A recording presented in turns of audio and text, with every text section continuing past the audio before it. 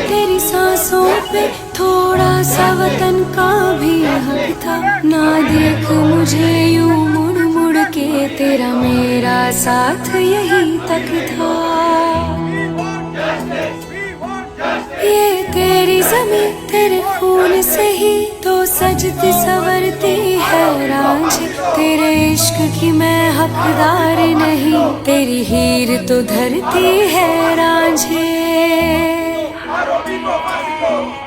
तेरी मिट्टी में मिल जावा गुल बन के, मैं खिल जावा, इतनी सी है दिल की आरज़ू। तेरी नदियों में बह जावा, तेरे खेतों में लहरावा, इतनी सी है दिल की आरज़ू।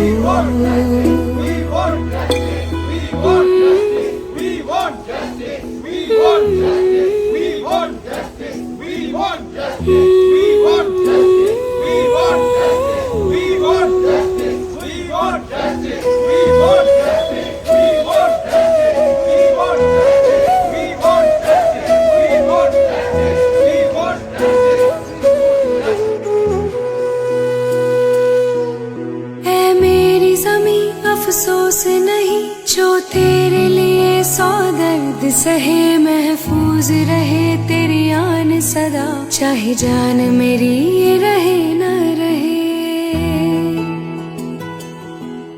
ऐ मेरी ज़मीं महबूब मेरी, मेरी नस नस में तेरा इश्क बहे, फीका ना पड़े कभी रंग तेरा, जिस्मों से निकल के खून कहे। यहाँ पर इसलिए जमा हुए हैं हमारे साथ आज इंडियन मेडिकल एसोसिएशन और इंडियन डॉक्टर वेलफेयर एसोसिएशन और इंडियन डेंटल एसोसिएशन।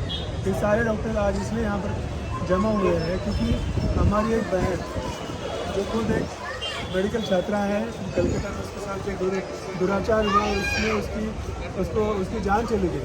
तो आप समझ सकते हैं कि हमारे जो हेल्थ केयर प्रोफेशनल है कितनी गंभीर ऐसे कंडीशंस में काम करती है। और हम में से हर एक, आपकी बहन हो सकती है, हाँ आपकी बेटी हो सकती है जो डॉक्टर है और ऐसे कंडीशन में काम कर रही है। तो आप समझ सकते हैं कि आज भारत में डॉक्टरी पेशा कितना खतरनाक हो चुका है।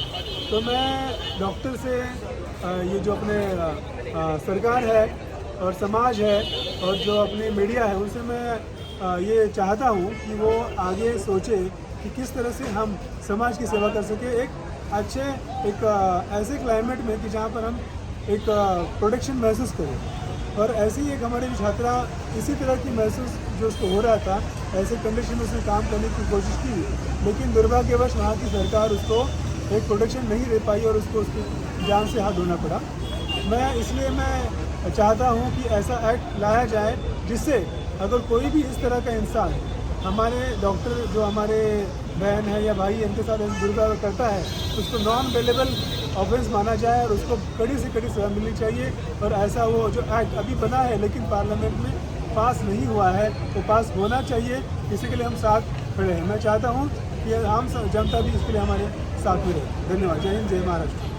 आपल्या स्वतःच्या हॉस्पिटलमध्ये वर्क करताना जर तिचं मर्डर होतं, त्या स्त्रीचा बलात्कार होतोय, तर ही शर्मनाक गोष्ट सगळ्या डॉक्टरांसाठी आहे आणि ती गोष्ट आम्ही स्वतः फील करतो। माझं सगळ्यांना एकच विनंती आहे, जे बी सरकार आहे, गव्हर्नमेंट आहे, सोसायटी आहे, तुम्ही जर बघणार तर प्रत्येक आईवडिलांचं स्वप्न असते की आपली मुलगी शाळेमध्ये जावं, स्कूल करावं, ती स्वतः एक डॉक्टर बनावं। आणि जर ते ही जर अवस्था असणार, शिक्षण घेतल्यानंतर पण जर तिच्यासोबत बलात्कार होऊन तिचा मर्डर होत आहे, ही शर्मनाक गोष्ट झाली नाही पाहिजे। त्याच्यासाठी आम्ही इथे प्रोटेस्ट करतो आहे आणि या प्रोटेस्टमध्ये आमच्या सगळ्यांना एकच जस्टिस पाहिजे की प्रत्येक डॉक्टर हेल्थ केअर प्रोफेशनलसाठी ॲक्ट आला पाहिजे, सेंट्रल प्रोटेक्शन ॲक्ट आला पाहिजे, कोणाचं बद्दल असॉल्ट झाला नाही पाहिजे कोणत्याही डॉक्टरबद्दल. ही माझी गव्हर्नमेंटला आणि सगळ्या सोसायटीला विनंती आहे की तुम्ही सगळ्यांनी समोर येऊन ही जी घटना झाली ही कधीच कोणत्याही डॉक्टरबद्दल नाही झाली पाहिजे. जे पण डॉक्टर शिक्षण घेत असतात त्यांना त्यांच्या कॅम्पसमध्ये, त्यांच्या हॉस्पिटलमध्ये सेफ्टी वाटत असते म्हणून ते तिथे वर्क करतात. पण जर एखाद्या हॉस्पिटलमध्ये, मेडिकल कॉलेजमध्ये जर ही घटना होत आहे आणि ते तिच्या स्वतःच्या हॉस्पिटल, मेडिकल कॉलेजमध्ये होत आहे तर तिला सुरक्षा नाही आहे. तर माझं म्हणणं आहे की एक प्रोटेक्शन ॲक्ट निघाला पाहिजे, गव्हर्नमेंटने काढला पाहिजे, जेणेकरून प्रत्येक डॉक्टर हे स्वतःला सुरक्षित राहतात आणि वर्क प्लेसमध्ये चांगल्या प्रकारे काम करू शकतात. डॉक्टर यहाँ पर इसलिए खड़े हैं कि आज हमें ऐसे लग रहा है कि आज हमारे देश में कोई भी लड़की सेफ नहीं है. हर माता पिता की इच्छा होती है कि वो डॉक्टर बने, इंजीनियर बने और ऐसे क्लाइमेट में जाए कि वो सेफ रहे, अच्छे से पढ़े और अपना भविष्य उज्जवल करे. आप समझ सकते हैं कि जो बेटी MBBS पास होके MD कर रही है और वो एक गवर्नमेंट मेडिकल कॉलेज में अपनी ड्यूटी करते वक्त उसको इस परिस्थिति का सामना करना पड़ा, जिससे ना कि उसके ऊपर रेप हुआ बल्कि उसका मर्डर भी हुआ. तो आप समझ सकते हैं कि इतनी दुर्भाग्यपूर्ण परिस्थिति आज हमारे देश में घट रही है. मुझे दुख इस बात का होता है कि हमारे पार्लियामेंट में जो बिल 151 है, जी मुलगी जी आपलं एज्युकेशन घेऊन MBBS साठी तयारी करणे, MBBS करून PG करणे, PGच्या दिवशी ती जी ऑन ड्युटी होती तिच्यावरती जे प्रकार झालाय तो खूपच आहे. जसं की आपण म्हणतो बेटी पढाओ बेटी बचाओ, पण ही बेटी बचाओ आणि बेटी पढाओमध्ये पण ही मुलगी जर का शिकून ती अनसेफ प्लेसला जर का काम करत असेल तर ते काहीच तथ्य नाही आहे याच्यामध्ये. त्याच्यासाठी सेंट्रल प्रोटेक्शन ॲक्ट खूप जरुरी आहे आणि इन फ्युचर जे आपण जनरेशन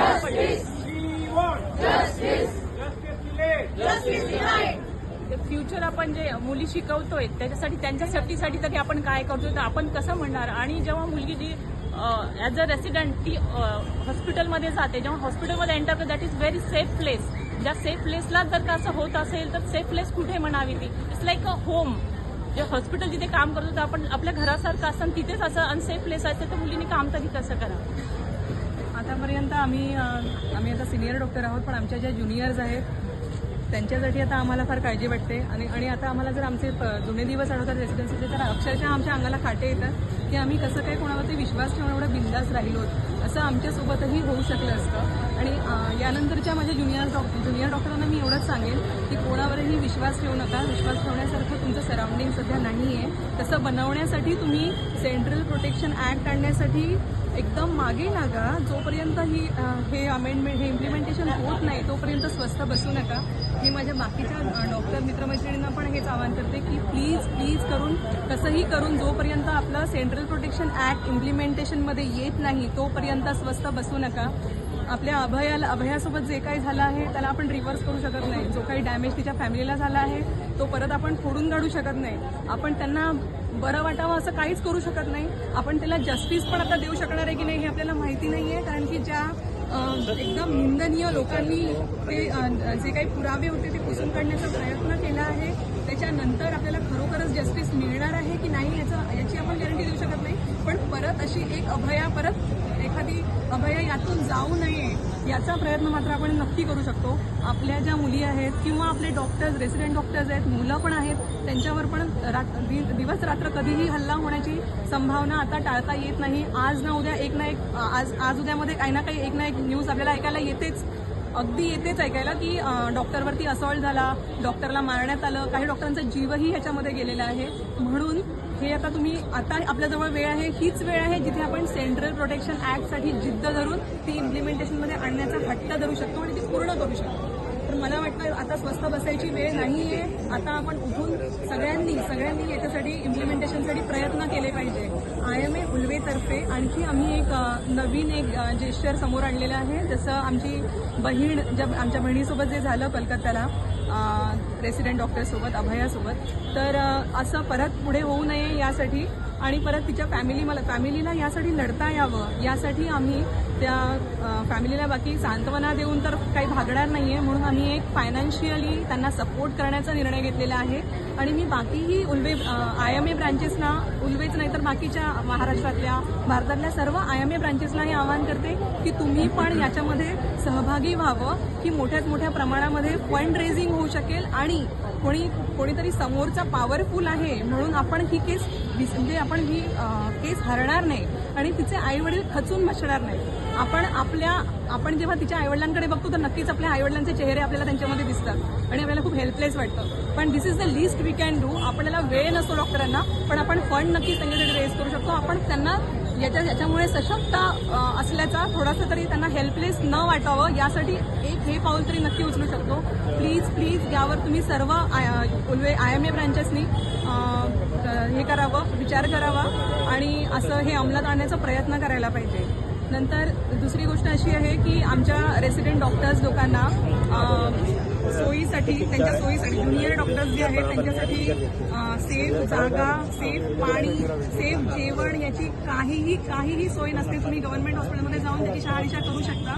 त्यासाठी पण आमचा जीव तिळतिळ तुटतो. ज्यातून आम्ही आलो आहोत त्यात त्यांना आता जावं लागू नये. त्यांना 12 तास, 24 तास, 36 तास अगदी ढोरासारखं काम करावं लागतं आणि त्यानंतर त्यांना बेसिक लाईफ नीड्स पण मिळत नाही. त्यासाठी पण आमचा हट्ट आहे की याकडे प्रशासनाने खूप जास्त लक्ष द्यायला पाहिजे. जर आमचं माइंडच साऊंड नाही आहे तर आम्ही उपचार साऊंड माइंडनी कसं करू शकणार आहे? आम्ही पेशंटवरती उपचार कसं करणार जर आमचं स्वतःचंच डोकं शांत नाही आहे? ठीक आहे, एवढंच. जे काही झालं कोलकात्यामध्ये आरजीकर मेडिकल कॉलेजमध्ये त्याचा निषेध करण्यासाठी, जी की एकदम निंदनीय घटना आहे, त्याच्या निषेधार्थ आम्ही इथे सगळे जमा झालो होतो. इथे व्हायला नाही पाहिजे. हॉस्पिटल सगळ्यात सेफ प्लेस आहे. आमच्या आधीच्या जनरेशनपासून मुली स्वप्न बघतात काय व्हायचं, डॉक्टर व्हायचं. ठीक आहे, डॉक्टर जर हॉस्पिटल सेफ नाहीये तर कुठली प्लेस फिमेलसाठी जॉब करण्यासाठी सेफ आहे, पहिली गोष्ट. दुसरं, जर हॉस्पिटलमध्ये सेफ्टी नाहीये तर हॉस्पिटलमध्ये जॉब करण्यासाठी कोण पाठवणार? घरातल्या फिमेल असू दे किंवा मेल असू दे. आणि मग हॉस्पिटल कसे चालणार? आणि जर हॉस्पिटल चालले नाहीत तर ट्रीटमेंट कोण करणार? फक्त डॉक्टर्स ट्रीटमेंट करू शकत नाहीत. हॉस्पिटल चालण्यासाठी एक टीम लागते. डॉक्टर्स लागतात, सिस्टर्स लागतात, स्टाफ लागतात, मावशी लागतात, ब्रदर्स लागतात, मामा लागतात. एका मुलीसोबत, फिमेल सोबत होऊ शकतं, ते मेल सोबत पण होऊ शकतं, ब्रदर सोबत होऊ शकतं, कोणासोबतही होऊ शकतं.